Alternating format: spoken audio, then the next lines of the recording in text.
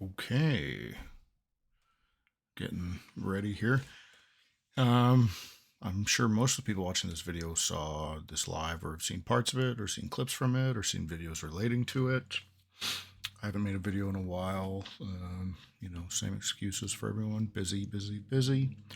But I thought it'd be good to look and try to dissect, well, not dissect, but um, I guess translate some of what people are saying because I find when people everyone communicates. They have what they sort of their core beliefs that kind of form their thoughts, and then what they say, and all three might not necessarily align in the sense that someone would interpret them consistently or appropriately.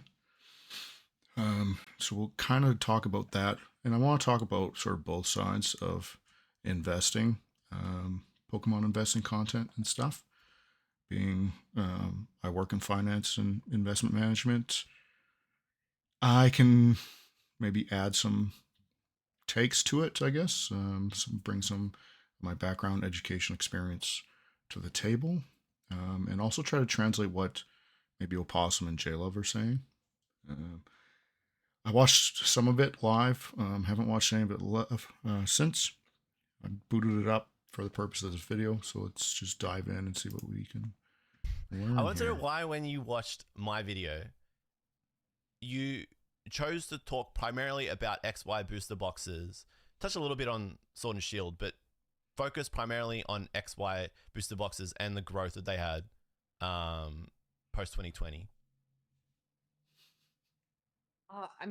Okay, so one of the reasons is because I've been in the hobby since I love 2015, Steve. and Pokemon Steve's great. before 2020 happened, things were still rising. Like when I got back in the hobby, a base set booster box in 2015 was $800. A year later, it was $2,000. Before the run up, it was already like $4,000 or $5,000. And same thing with XY. Like Flash Fire booster boxes were already in like the mid 300s by 2019. And so, um, I wanted to show what was happening. There was things happen before the boom, and the boom wasn't the only thing that made things move.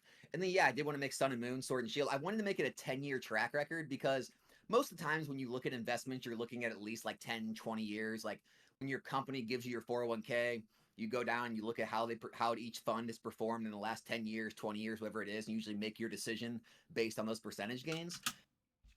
Yeah. So he's talking about a prospectus, a fun fact, that kind of thing. So 401k if you're American, group RSP if you're Canadian, or your RSP and your other registered accounts if you're Canadian. I mostly know the Canadian stuff, not so much the American. And what he means by that is when you have to be given a prospectus, basically, if you have an advisor, and they have to give you a fun fact or a prospectus to say this is the investment, and these are the top 10 holdings of that fund. So it's like 10 companies. So let's say it's like Google, Amazon, Starbucks, Facebook, or Meta, things like that. And then it shows historical performance. Sometimes it'll show inception, but most commonly it's the last 10 years. And it'll say there'll usually be 7 years of positive, 3 years of negative, maybe, or maybe 5 positive, 3 flat, 2 negative, that kind of thing. And it's just to say, hey, you need to be okay with these undulations or the volatility in this fund. Um, and you can look to the past and say, oh, maybe this is how it's going to continue, but it's not a guarantee, of course. So that's what he means. And so I feel like you would do the same thing with Pokemon. You want to look back and see what percentage gains all of these boxes have done over the past, 5, 10. Yeah, We're not, modern isn't at, 15, 20 years yet. But I just wanted to kind of show the whole picture. I mean, I could have just kept it on Sword and Shield. I mean, Sword it and makes Shield's still more, done roughly. if you're investing in sealed Pokemon, especially, it's a lot easier to go back and look how, all the booster boxes have done since their release. And you go basically MSRP. Um, you find what they are now, and then just get your average growth per year, right? But one of the problems we're going to encounter probably in this conversation is we don't have accurate data like a stock market would have, where it's like, hey, it tells you how many shares were sold on a certain day, all the prices there's exchanged at, that kind of thing. We don't have that. That dates back to base set release. Um, to be honest, we really only have it in the last few years with TCG Player, and it's only the last couple of years you're seeing like collector and pocket decks and um, TCG and some other things where they have that tracking, right? Now you have the investors on YouTube, or the ones that like to talk about market prices and the swings. So we're starting to get this data for all the modern stuff, which is awesome. But there's almost a 20-year gap that we just don't have accurate data for. But we can take their MSRP when they were released, their price now, and just kind of track that average. 100% if you take out fees and shipping in the past 4 years, which I think is pretty good. But I guess I didn't realize I made it all XY, so I apologize about that. Bye, Steve. That's all right. I'm sorry. I just had a rogue. He was going to come in the stream, then he said he wasn't, and then he I thought did. that was just. And then he just started. You just brought him on. No, then he just started putting cats in. That's Pokemon Steven, and we'll get him back in later. But he's being very distractive during your response there. For the record, I watch everyone here, But including Steve, that was kicked, except for found it Gray. interesting. I haven't heard of Gray before. I honestly, I just found it interesting that you gravitated straight to XY, which was primarily I think anyway, a boom-driven price rise. Like all the products from the XY series boomed because of the Logan Paul. I was going to call it incident, but because of what happened in 2020. So I found it interesting that you referred to that, which was like a key topic, a key point within my video, which was that a lot of this is all viral driven. It's all popularity driven. It's instigated by specific events. And then you referred to probably one of the main products that rose primarily due to that boom. It didn't grow organically. Have you paid attention to XY? Organic growth.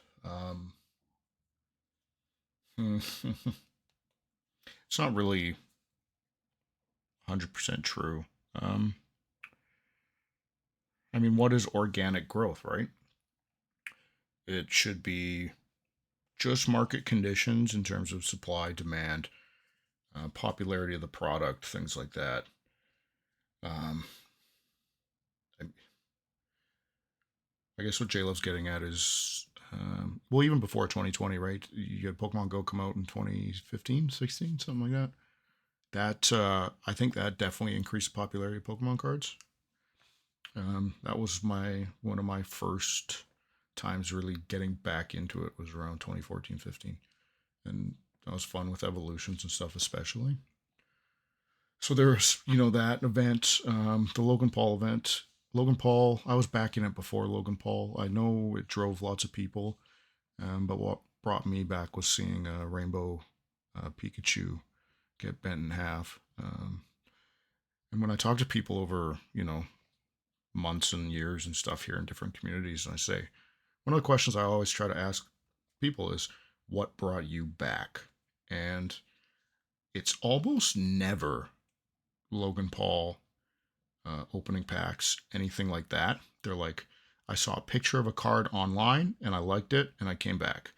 Or I saw packs in a store and I opened the packs and I pulled this sick card like an alt art or something, and I was like, this is what a Pokemon card is? I'm in.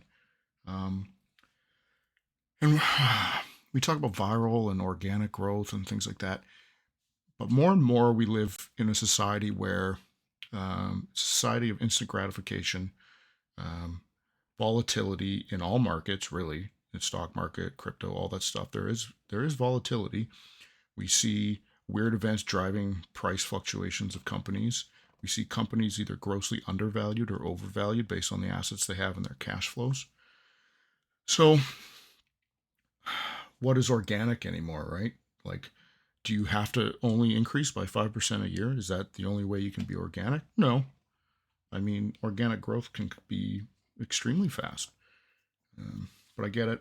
There are events that propel these prices upwards. Have you paid attention to XY or Sun and Moon last year? Like, both of those eras saw huge, massive upticks last year as well. And that was supposed to be in a bear market, which most people kind of considered last year was a down market across Pokemon. And those all saw massive growth even last year after all of that, though. I would say that the growth that they saw is a result of what has happened from 2020 onwards, though. So it's kind of like a fire that started and hasn't kind of gone out yet. But until then, there was nothing. Like, this is why I kind of wanted to get Opossum on here, because until what happened in 2020, there was no real interest in those sets. So there isn't this like organic natural growth that is happening with these Pokemon cards. It's all driven from like phenomena or like Okay, so Logan Paul, that boom era COVID, that we can call phenomena, right? COVID, way more disposable income for families, more time at home, not much to do, things like that, right? I have more money, I can buy more luxury goods or more entertainment services, but if I can't go out and enjoy entertainment, I have to do it in my own home. What can I do in my own home? Right? I can watch shows, I can watch movies, I can buy Lego, I can get collectibles, things like that. I'm kind of limited. Um, but we can't say that this phenomena is starting in 2020 and it's persisting in 2024. It's not a phenomena if it's 4 years. It's just not. It brought a whole bunch of people in, and a lot of people have left, but way more people are in the hobby, I think, now than have ever been. And I think we're seeing that in the number of players just playing the TCG and at regionals and worlds and things like that. As far as I hear, and it's all anecdotal, but in different videos, they say it's most people I've ever seen at one of these events. Most people I've ever seen. You have this huge market of creators and the communities that they build. And you get these communities, and they're sort of tight knit friendships, relationships, and you have these events like card party conventions. And so now you have this thing where you're getting feedback, positive feedback from people. You're engaged, you have friendships, you're really enjoying the hobby. And I don't want to say that all of these weird markets are phenomena. I think what we're seeing is a cyclical nature to how people allocate their money in the hobby as well. So I think we saw a huge boom in vintage, right? And then modern was kind of going off. You had people rush to the Japanese ones, and yeah, there's some market manipulation there by resellers and things, driving prices up. But there's that huge thing, right? You saw Japanese sealed, Japanese singles, waifus just fucking explode. Pardon my language. You saw the sun and moon stuff just boom, and it's coming back down, right? Still a little bit, but it's settled a bit. And you're just seeing now the rotation to Sword and Shield alt arts, really, right? And some of the trainer gallery cards. You're just seeing these, it's like an ebb and a flow. And the money is just kind of reallocating into these different segments, I think. And then people are FOMOing. But I don't think we're ever leaving. I don't think there's ever going to be a point in time where there's not going to be FOMO in these sorts of things, like we're seeing with Sword and Shield now. It's going to be harder to predict where the FOMO will be next, kind of thing. But we live in this society again of instant gratification. You need instant feedback and dopamine and the chase and something exciting. And that's what we're seeing. We're seeing it just move around in the hobby. Some people dip into One Piece or not MetaZoo, some of those other ones, Dragon Ball, stuff like that, and looking for those dopamine hits. I struggle to call phenomena something that lasts 4 years plus. viral points in time, cultural events that have happened. Yeah. What's driving the Sword and Shield market right now, then? Well, I think these investor channels, I think channels like yours and all the others that are out on the platform, because I don't believe that the growth there is organic either. I have a question. All right, well, here's my question then. Like back in 2015 to 16, Opossum probably remembers, there was massive growth, and there was really no PokeTubers. There was SM Pratt and maybe Rudy. Other than that, it was like Leonhardt was just coming on the scene. Unlisted Leaf was around. You had like primetime Pokemon, Dariums. Like there wasn't that much Pokemon. Wait, who's that? Max Mofo. Max Mofo. He was also like making content Yeah, like Max kind of around that Mofo. same time. Classic. Yeah, I agree. But really no investors, and things were still moving in value. Like the reason that I started out collecting. The reason I moved into investing is I started seeing everything I had bought and collected myself start to rise in 2016 to 2017, and that's what really got me on the investing train to see how all these things started to move up in value. And back then we didn't have anyone pumping them. Yeah. What was driving the drive for Pokemon prices though back in 2015, 16, 17 though? 15 nothing. 16 we Pokemon Go, and then I forget it was 17 or 18. We actually saw a dip. We actually saw a decline in like a lot of PSA cards and even some boxes. But I mean, there were always big But we upturns. did Like see a rolling rise in skies. single prices. Single prices went up a lot during that time frame. Do you know why?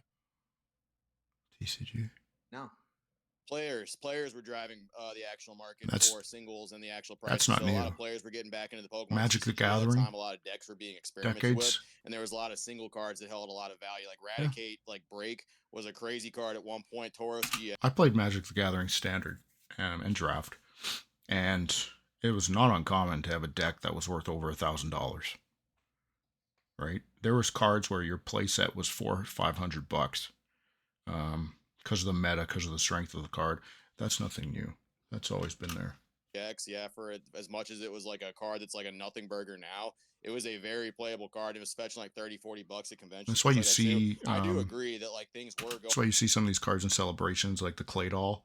I think the Gardevoir EX, although it's a banger anyway.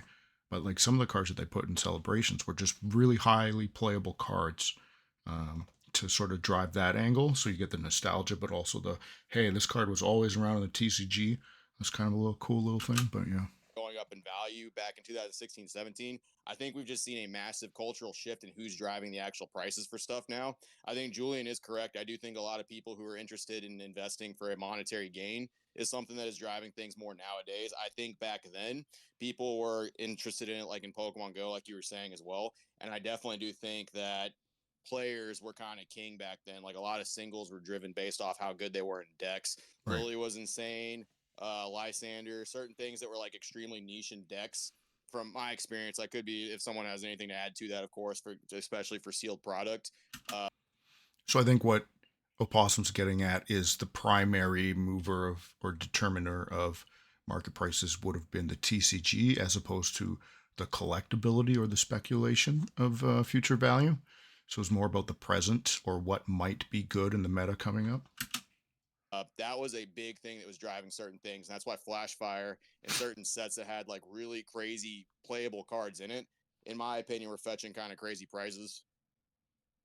I Amen. want to go back to something though. I think it's a total mistake to think that someone like me, the Poke Office, 10,000, just over 10,000 subscribers on YouTube, is driving prices of Sword and Shield booster boxes. That's just not a thing. Oh, yeah, I think you kind of underestimate. I think you kind of underestimate yourself. Yeah. Like and Gray. Sorry, there's a big. Okay, so do content creators drive the prices of products? Sure. There are a lot of forces that drive prices, of course. And so it's really hard to attribute blame to a handful of Pokemon investor content creators that have 5 to 20,000 subscribers. That's a tough sell for me because the majority of people that collect Pokemon cards, I guarantee, do not watch YouTube, but they might watch TikTok and Instagram reels, like the quick ones.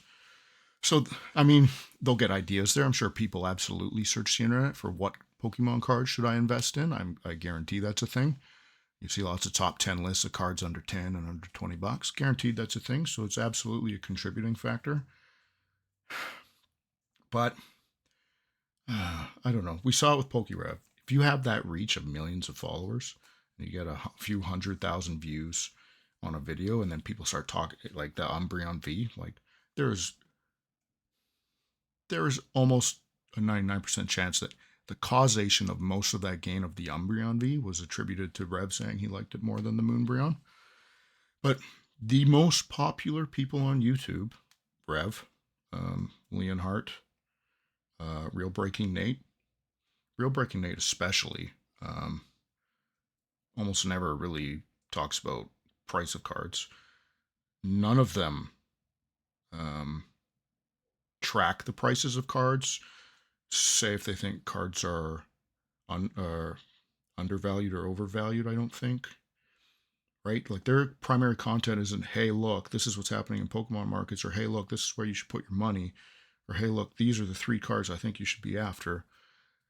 I think what's always been around, and it's still kind of lame that it lingers, is like you'll see the prices pop up. The editors put the prices up of cards, which is fine. But personally, even as someone that invests in Pokemon and makes speculative choices and holds on singles and sealed, I almost never look at the prices in any of those videos. I just watch them because I like the charisma of guys like Vault and Rev and Cool Trainer Ryan. I just want to see some packs ripped, so I don't have to rip them. So it's interesting. I think the investors would have a lot more viewers, I think, if the investor side of Pokemon hobby was more prevalent, if that makes sense. Going on. So Gray did have a question, and Gray, hold on to that because we will come back to it. Sorry, dude. But just to what Office is saying here, I think you severely underestimate not just your own channel, but the cumulative power that channels like yours have on the platform. I had a lot of people in my comments say that the reason why you feel like you're only seeing investing YouTube channel thumbnails, graphs, etc. in your feed is because of the algorithm. So because you're clicking on them, so you're going to continue to get fed them. I think that's a bit of a misconception. You will see this just across YouTube in general. If you watch Pokemon card content, one way or another, you're going to see Pokemon card investors channel because there's just a sheer massive number of volume of them. So also people are more interested in them too. Like the reason they're getting views and clicks is because there is a huge change in people and why they want to actually get into Pokemon cards. If there was no market for it, people wouldn't click on those videos. I wouldn't be making videos if there was no market for it. Yeah, and the argument's not that there's no market for it or there's not interest in it. It's absolutely tons of interest. Anytime you can have a hobby where you could speculate and potentially make money long term off of it, that's cool. It's not new though. Like sports cards, art, that stuff's been around for fucking hundreds of years. Art especially, right? Sports cards for 50 plus years, really. More. 70 years maybe, the 50s. There's some really rad cards out there. But like collecting, grading, flipping, conventions, none of that is new. Sports memorabilia, all that stuff, none of that is new. Of course there's a market for it, but my typical video, and I want to take a back step because I'm not like, I'm more like a Danny Phantom personally, is my opinion of myself, where I'm sharing data. I'm not like, I have said for sure I think this is a good investment, but I'm not like specifically telling people, yeah, go buy this all the time. That's not what my channel's all about. But my good videos are getting 5,000 views. My bad videos are getting 1,000 views. That's good. There's millions of people in Pokemon. That's a good video. I mean, that's a decent amount. Nuts, man. Yeah, that's a I good agree. Video. I'm very happy with it. I'm not like trying to downplay my significance, but there's millions of people in this hobby, like millions. They're printing billions of Pokemon cards. 5,000 views is just a drop in the bucket. It's nothing. I mean, there's a point to be made with that. There's a bit that you spoke there, that you spoke about there, and I am just like kind of taking notes because I don't want to let any point kind of be forgotten. I am also seeing chat going absolutely bonkers at the moment with a bunch of questions, specifically people talking about PokeRev influencing prices and whether he did or didn't. And we will come, we'll talk about this. He did. It was absolutely unintentional. I don't for a second believe that Rev is intentionally trying to manipulate markets. There are a handful of people maybe that are. I cannot say without, I don't know. There's no way Rev will intentionally be manipulating markets. And I believed him when he said he had one copy of the card. So I am seeing your messages there in the chat. I am seeing one there from Baz Toys talking about the total sub boils coming out. I'm seeing a lot of discussion about the total sub count on these investor channels being so small compared to how many fans there are globally. And I said, I think you guys are absolutely really true. Understanding the power of social media and how impressionable people are from all ages, not just adults but kids too. But I just need to go back to Gray. It's not about impressionable, it's about reach. It's super simple numbers, right? It's not about how impressionable they are, it's how far these videos go. Who do they reach? And I think they probably reach those of us that are really in the niche, right? I think Pokeknowledge calls it the niches of the niches. For my bitches. But in reality, there's not a ton of investors, but the ones that are around consume this content avidly. They're watching prices and they're engaging in the market. That can drive prices if, say, there's only 10 copies of a card on TCG Player Absolutely. But I mean, there's eBay and all these other sites, and there's Facebook groups and Instagram and all that stuff, and there's tons of copies of the cards out there. When we see lots of investor videos, they're always sort of referencing what has happened, right? Um, so it's not like, hey, go buy this right now, and then 2 months later, see, it went up 100%. It's more like, holy crap, it's up 100%. What is happening? Hey, Gray had a question there that he wanted to say. I can see him kind of stewing there. There's something he wants to say. Gray, He's got something. Get in out of his your eyes. Look at system. that. He's got a question. Look at that. Look Yeah. at that. Look at that boy. Well, it was more a reaction to some of the things that were being said. I will start by saying I agree with Colin, the Pokey Office, that I don't think that the social media impact is that big compared to the general market. And my general thesis is just that I think more so than ever before, or at least ever in a really long time, there's just so much more emphasis on the idea of collectibles as alternative assets in investments. And I think there's a lot of Cool. It's the first time someone said alternative investments in this. I like that. Alternative investments, something we use in the investment world actually quite frequently, and they can range from a variety of things like a private equity fund where it invests in private companies. And so what it is they usually offer they call it an offering memorandum. So it's just a contract. It's not traded on the mutual fund, stock markets, nothing like that. You enter into a private contract, you buy units from them, and when you buy some ownership in that fund, now you own whatever those companies are, a portion of each of these private companies. And the alternatives have been around for a long time. They're just sort of becoming more popular in the sense that regular investors can get access to them, depending on what kind of advisor you have. We use them. If we look at Canada Pension Plan and probably a lot of the Social Security and stuff like that in the States, I would assume you're probably looking at maybe half of their portfolio is in alternatives. So that's going to be private funds, hedge funds. It could be collectibles, like Gray mentioned. So normally how you would get access to collectibles is you'd probably buy into units of a fund that owned collectibles. So they could have like some Babe Ruth, some Mickey Mantles, things like that. So what this does is it diversifies, right? Everyone here is, diversify your portfolio. It should be more than stocks and bonds. So crypto's an alt, right? There's all these different things that we can invest in. So that's kind of cool. And collectibles are, in my opinion, a valid way to invest a small portion of your portfolio, probably 5% at most. this cultural force that is just making more and more people interested in turning a hobby they love into some form of long-term investment or exactly that. And so Like, again, if you have a hobby that you had as a kid that you loved and you engage with it as an adult and you still get that same kind of rush feeling, dopamine hit from it, and you can use it as either a side hustle or speculative investing and things like that, and it keeps you engaged in it. That's pretty fucking awesome. to me, there's a lot more at play. I think we tend to fall into a little echo chamber. So Julian, I disagree with your perspective that this is the driving force. I definitely think it contributes, but I don't think it's everything. What do you think is the driving force? If you don't mind me asking. Hold on, Julian. What do you think is the driving force actually? Before you answer that, I do want to say I apologize if I have articulated this incorrectly, right?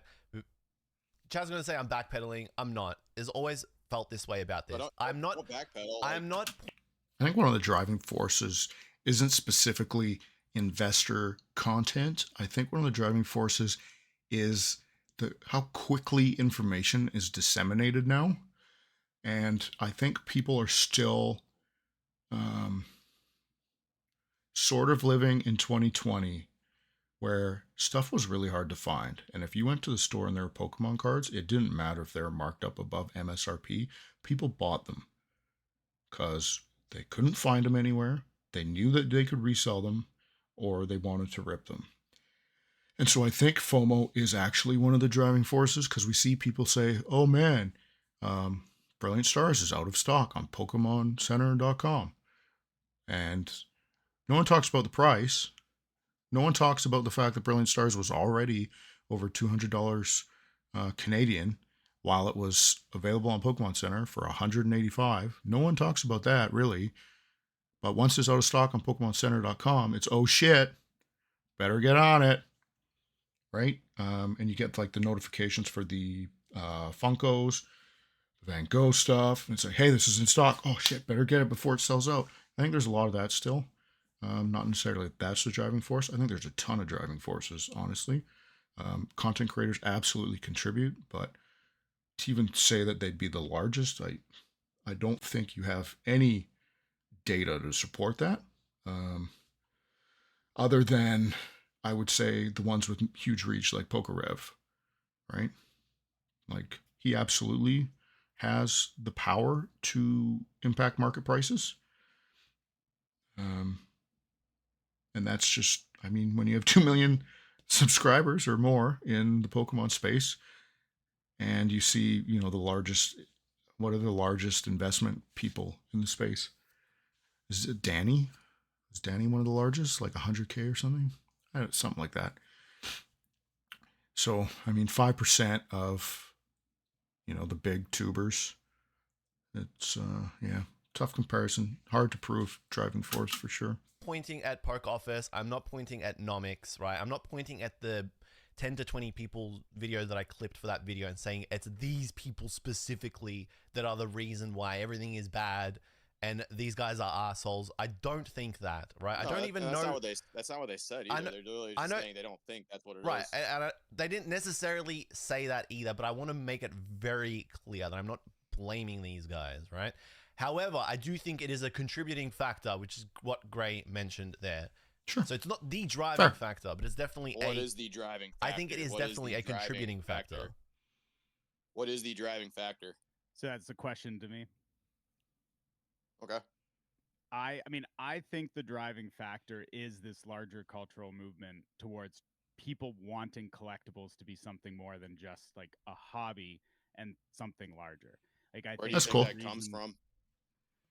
I have some theories. I mean, the one that I could point to that feels, I think maybe I relate to really strongly, but I think it's generations of kids growing up in a sea of like advertising for toys and things, and that feeling that maybe we grew up associating incredible value with things we couldn't have when we were younger, and that as we grow up and get money, that is creating a wave of people who are more keen to. There's absolutely no doubt in my mind that 2020 happened at the perfect time in terms of, we can't argue that nostalgia is something that people are super into. We're seeing retro designs come back in sports. We're seeing people talk about the old shows. We're seeing TV networks rely on remakes of all the old popular shows and movies. There's almost no original ideas coming out. We live in this culture where even the old style is coming back with the bomber jackets and things like this I'm seeing. And when you have 2020 and people are locked in and they got all this disposable income or funds from the government and they can relive their childhood and all that nostalgia is coming back is absolutely one of the things. Brought me back twice to the hobby. Absolutely contributing factor.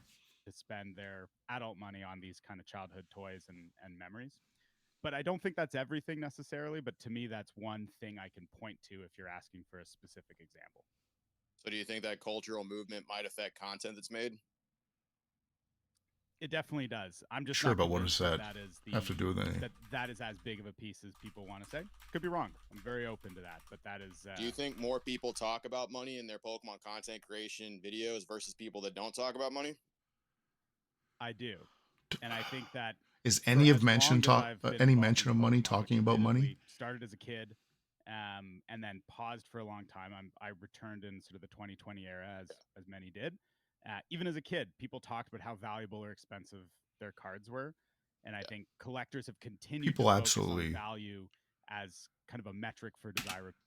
Even before like 2015, hockey cards, collect hockey cards with friends, and we'd have rookie cards and be like, "Oh man, that rookie card's $40. That's sick!" Like, we live in a society where money is a daily topic of conversation. It is widely probably the most important thing to most people, right? Like, I mean, it's money. It's inescapable. People are going to talk about it, and when things have value, they're going to talk about it even more. It's just no surprise, right? We make decisions daily based on money, and most people probably care a bit too much about it. But unfortunate fact of life is, to some extent, we all need it. Ability. I think that's always. I agree. But There's nothing wrong with that. Max has but- been talking about that stuff. I'm sorry. I was just Totally. people have talked about that for a while too. Like, it's not something that's new. Leonhardt's been talking about value for fucking years. Max Mofo's been doing it for years. It's not like anything new. People didn't hop in this hobby and just all of a sudden, whoa, that's crazy value. Whether it was talking about box price or anything like that. I was just curious, like, where people thought the driving factor actually was. That's all. I wasn't berating or anything. It's just like, yeah. I think I more didn't take it as people berating. more Just making people sure the are chat creating down there. content about investing, but the most watches and views are coming to channels like okJluv, Pokevault, Cool You think Trainer okJluv Ryan, doesn't who are talk about just money? His editor barely. throws prices. Like, who Barely. cares? Really? Well, I mean, I guess kids like it when it shows 100. I'm ignorant, but every time a price shows up on my screen, I just don't give a fuck. And I literally invest in cards. So maybe that's because I know the prices and I don't care, or I know that a PSA 10 quote on a screen just means nothing because definitely no guarantees getting a 10. But I don't know. I feel like it's been around for so long now that it's not really something that people are drawn to anymore. I feel like it's just there. I feel like it's almost habitual more than it increases the view counts, but I could be wrong. $100 when he pulls a card that's worth $5. Yeah, I sure. think he definitely talks about money. Like, I don't want to talk about how much I paid for a PSA 9 Evolutions Charizard after watching some of his videos when I was first getting into it. You know? I think at some point, most creators have spoken about the value of whatever card they've pulled out of the 100%. booster box. I don't think that's like a huge. It's not a huge gotcha of like this guy's bigger, so it's like actually it's the bigger channel. I've That's done not that really plenty. investing though. That's just like, let's face it. This is my I mean, it's opinion, just so I shouldn't just say it observation. like People a care about blanket money. No, you don't need it. Yeah, I mean, like, go for it. The- That's fine. The collecting that I do, because I'm not just investing. I rip packs every video I make. I love opening Pokemon cards. Like, that's just it. And the cards that I like the most tend to have the most value attached to it. And the reason they have the most value attached to it is because they're the coolest cards. People want them the most. So there's like this is like a really I collect complex too, boy. subject. Like, it's not just like a investing versus collecting. It's like they're meshed together because I really like the Giratina V from Lost Origin or from Lost Abyss. Okay. It's the most expensive card of the set for a reason, because it's the best card of the set. Subjectively. Of course. Subjectively, but common opinion, I guess, right? Not a ton of people are going to say that it's not the best card, right? And I think it's super cool if someone thinks that a different card in that set is better than the Giratina. That's fucking rad. Price absolutely correlates to popularity. I mean, popularity and rarity are two of the largest, I think, drivers in terms of pricing. But then popularity can be driven by content that's being created, and high prices can drive more popularity. But if, what would be a cool test is if people just started making videos, Vault, Rev, CTR, Deep Pocket Monster, and they all just loved Duraludon V alt art from Evolutions. I would love to see what the price happened to change to. That would be pretty fucking hilarious. Would that last over time though? Probably not, right? I'm gonna very quickly. And that's one of the I get what risks you're saying. probably that I'm gonna very I'll quickly. give J-Love and another Opossum take, might like- bring up. Sorry, I'll Nomics. give another tip you guys haven't really discussed is what happens over time as markets get more established and they produce returns for people for longer periods of time. If you go back and look at the amount of people that were invested in the stock market when it just started and how many more started to put their money in it over the years, you can look at crypto. You can look at pretty much any market, anything in the world. the more it becomes established, the more it continuously gives returns, the more it becomes more trusted, the more money does flow into, the more people do start investing in it. Sure. So that's another reason why you have more people wanting to invest, is because they've seen consistent returns year over year over year. So that's one of the factors. Traditional investments, absolutely. Like I mentioned at the start with the fun fact prospectus showing you a 10-year history of returns, what you might expect, but never a guarantee. When people get into Pokemon investing, I don't know how many of them look at it from a common retail investor point of view. If I sit down with a client and we discuss investing and their risk and things like that, of course they're concerned with the historical returns. But these same people aren't the ones that go and invest in Pokemon. The people that are going and investing in Pokemon are the people who go out, search the content, research the products and stuff like this. The typical retail investor is not doing that. They're maybe looking up an advisor or two, interviewing them, making a decision, moving forward, and following the advice they give them. So I don't think necessarily the historical gains in Pokemon have brought more investors in, per se. Not typical traditional or retail type investors. I think it gives some reassurances to people like myself who have some knowledge, are willing to take risk, and understand that buying boxes at close to or below MSRP is probably a really good strategy long term to build the collection, but also make some money on the side, if that makes sense. So I'm not sure that that's a draw for people necessarily, but it's certainly reassuring for the people that get into it and get as deep into it as we do. Factors. Can I make a big interruption here? Sure. Go for Rob it. Burns Shoot. has been trying Yeah, to join yeah. this chat for like the last 20 minutes. Yep. And he I can't love Rob join the Burns. Stonkers No, video chat. I'm going to take a quick chat. We're going to do a real quick 30-second intermission. I'm just going to get Rob Burns in here because he's been a boomer. All right, give me a second, guys. A boomer. He is. Discord is not boomer friendly. It's not. All right. If I don't hear I'd rather Rob's not voice use it. in the next 5 minutes, I'm rioting. Oh,